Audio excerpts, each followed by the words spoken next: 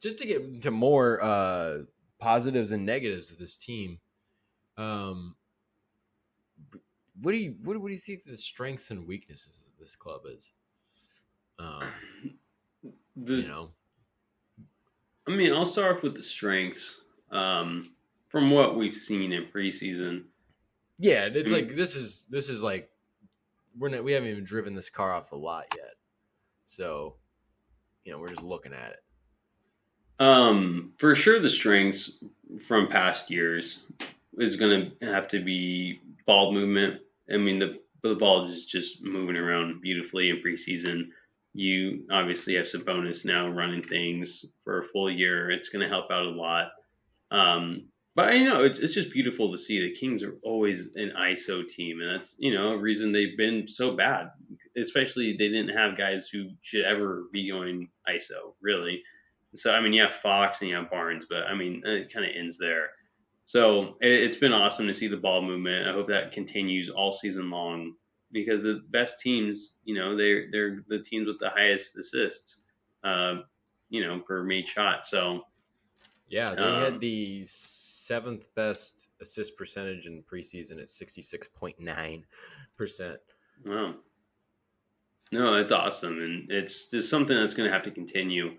And like to pair with that too, it's the shooting. And the Kings have just been like ever since the NBA really started to, go to the long ball and with the Steph revolution, they just been awful. Hitting the three. They're just so bad every year. It's like and the Kings are 13 for 39 from three tonight or 8 for 41. I was like, what is Oh my God, he's hit a three, guys. Jeez. And so I mean, shoot, they hit what, 23s twice this preseason? That's crazy. Yeah. I mean, that's awesome. And shoot, it looks like, I mean, why not? Why can't they continue that um, going into the season? I mean, just made threes and 3-point percentage.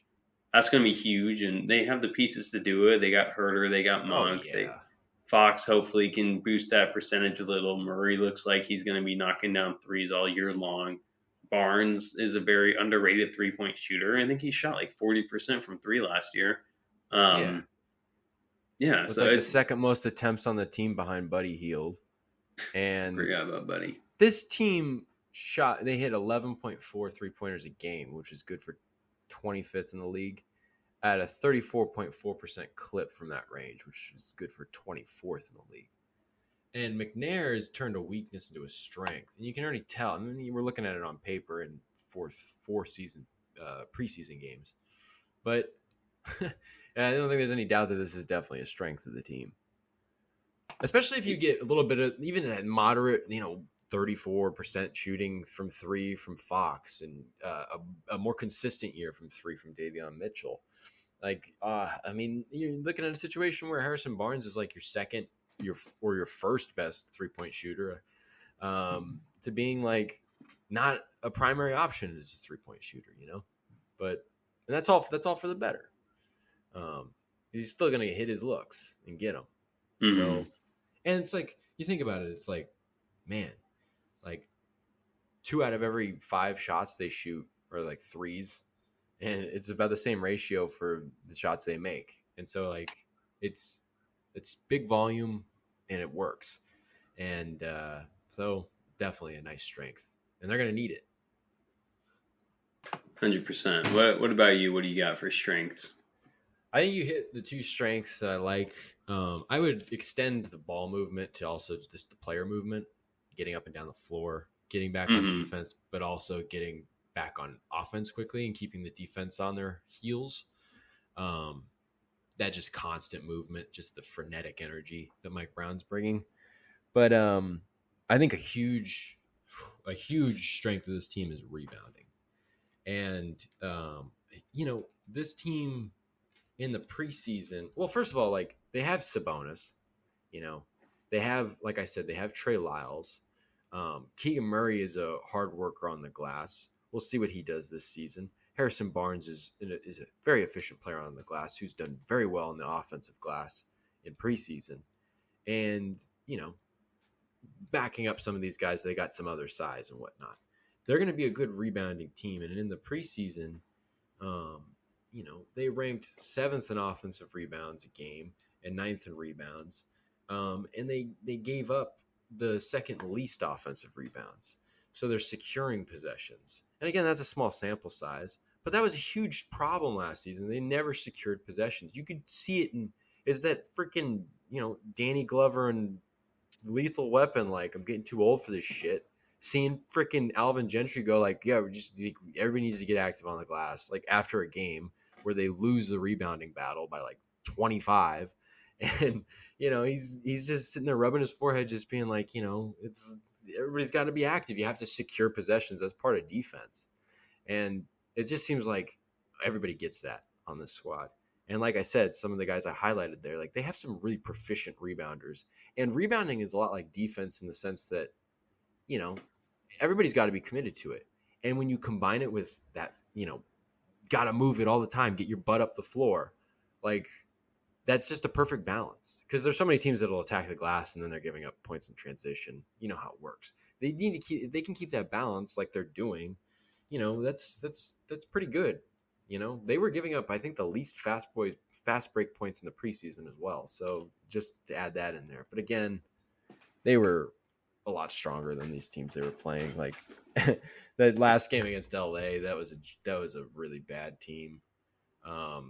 Like when they played Portland, they looked totally like they looked in training camp mode. And then the Suns had like half their roster gone. But yeah. Still, the rebounding, insane. And I think that's huge. You got to secure those possessions, baby, and get extra offense there. So, I mean, I think that's a big one. No, you're completely right. I kind of forgot about rebounding. It was so bad. It was so frustrating to watch. And like, yeah, seeing like the rebounding margins, and we're like getting out rebounded by like 20 a game, and that was kind of like the issue with Holmes at the center. He just was too small against those big guys. When like a Valanciunas, faces off against one, or a Gobert, he's just getting out rebounded big time. Yeah, it kills your chances, especially on the offensive glass when you're giving up those offensive rebounds consistently. It's just second chance points. So yeah, I mean, Sabonis, definitely getting him has really solidified the rebounding down low. And like we were kind of saying, like getting Barnes is not like a focal scorer on this team, and him kind of taking a backseat to do like the little things like he does well, like defense and rebounding too. And he's been active on those offensive, on the offensive glass and stuff like that. So rebounding is important. It's like one of those little things which is like just grab the ball, but it's a little more than that. And they definitely look like they've improved, definitely from the last couple of seasons. Yeah, I think that's going to be just huge, and I think that's also a sign of commitment. Just like I said with defense, yeah, like if people are bought into it, they'll do it, and if that's how they get playing time, that's your job at that point. What do you have for some of their weaknesses? I think probably there's it's hard to say weaknesses. I think because there's an unproven element here that might be a weakness, but I think the two obvious weaknesses, if we're talking about what we've kind of seen, are they got to stop fouling. I think they had 28.3 personal fouls as a team a game in these 4 preseason games, which was third most in the preseason. And we're talking about how they were playing subpar talent. Well, they were not playing with the discipline of a team that was better than the teams that were playing. So that definitely needs some work. And you can tell if Mike Brown had hair, he'd be tearing his hair out about that. Probably going to get that joke a lot in his tenure. But that's, I think, a huge one. And then obviously it's been a focus. You see it in training camp all the time, although it seems like they've been hitting them in practice pretty well. Free throws. They shot 67% as a team from the free throw line, which was good for second to last in the preseason. And, like I'm thinking about like when Fox got fouled on a 3-point attempt against the Lakers. Is that an air conditioner? No, I passed. They're all good. But what I was think that? someone's using water on like another like above me or something. I didn't think you could hear that. My bad. That was crazy. But no. Uh, the 3-point attempt though that De'Aaron Fox took and got fouled on.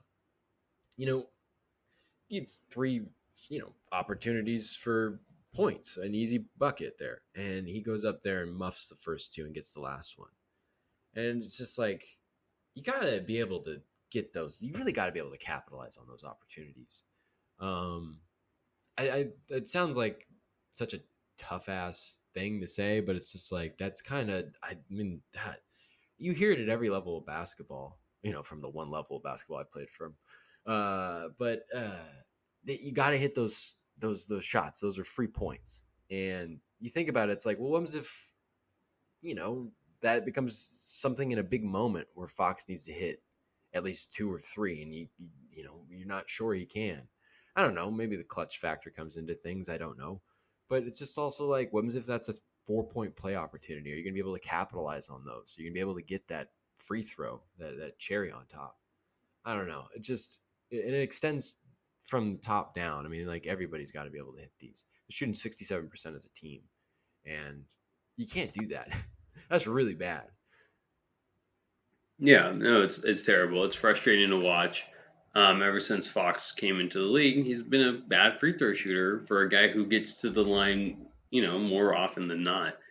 And so, I mean, he's like just like his 3-point shooting, like he's really gonna have to improve on that, from the charity stripe. And like I hope he can, and the whole team does too. And even Sabonis isn't the best free throw shooter, and I mean the only, Barnes and I'm assuming Monk and Herter are pretty decent from the line, Mm-hmm. but it does. Those are free points you're giving away, and the Kings the last couple of years haven't been the best from the line, and of course that's going to hurt your chances every time. They're free points, you're giving them away. That's a great weakness that they're going to have to improve on, and hopefully they can, Mm-hmm. because nothing's more frustrating than seeing a team lose because you lose by 5, but you have 10 missed free throws. It's the worst.